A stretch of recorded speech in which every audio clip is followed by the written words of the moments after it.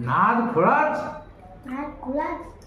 नमस्कार सर्वांना, मी प्रियांका चव्हाण. मनातील चव या मराठी कुकिंग चॅनल वरती तुम्हा सर्वांचे स्वागत आहे. तर आज मी बनवणार आहे पनीर, ते पण घरगुती पद्धतीने, ढाबा स्टाईल. चला तर मग मी दाखवते तुम्हाला.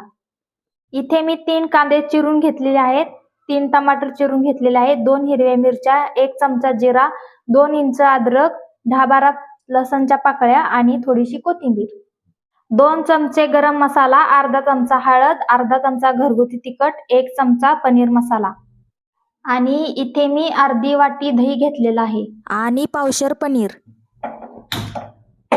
पहिल्यांदा आपण इथे कांदा भाजून घेणार आहोत.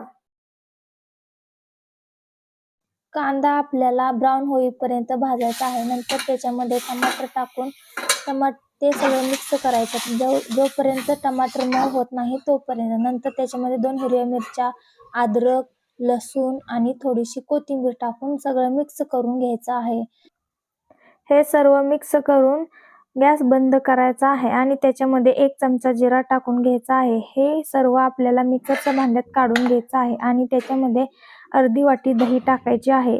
1 चमचा गरम मसाला, 1 चमचा पनीर मसाला टाकून पेस्ट करून घ्यायची आहे. नंतर कढईमध्ये 2 पळी तेल टाकून ही पेस्ट आपल्याला त्याच्यामध्ये टाकून मस्त हलवायची आहे. पेस्ट परतल्यावर त्याच्यामध्ये आपल्याला जो काही खडा मसाला असेल ते टाकून घ्यायचा आहे आणि मस्त मिक्स करून घ्यायचा आहे.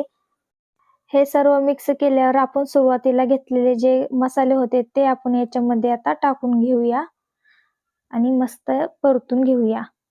हे मसाले मस्त परतून घेतले आहेत आणि आता आपण याच्यामध्ये पनीरचे तुकडे टाकून घेऊया.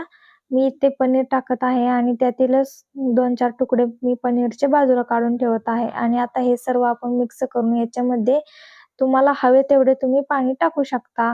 तुम्ही तुमच्या क्वांटिटीनुसार पाणी टाकू शकता. मी इथे अर्धा तांब्या पाणी घातलेलं आहे आणि मस्त मिक्स करून घेतलं आहे आणि पनीरचे तुकडे बाजूला काढून घेतले होते ते थोडंसं दूध टाकून क्रीम सारखं आपण तयार करून घेतलं आणि ते भाजीमध्ये टाकलं आणि वरून मस्त कोथिंबीर टाकून घेतली.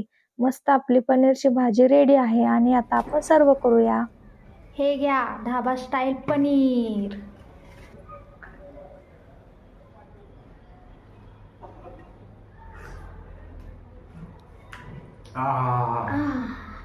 नाद खुळाच.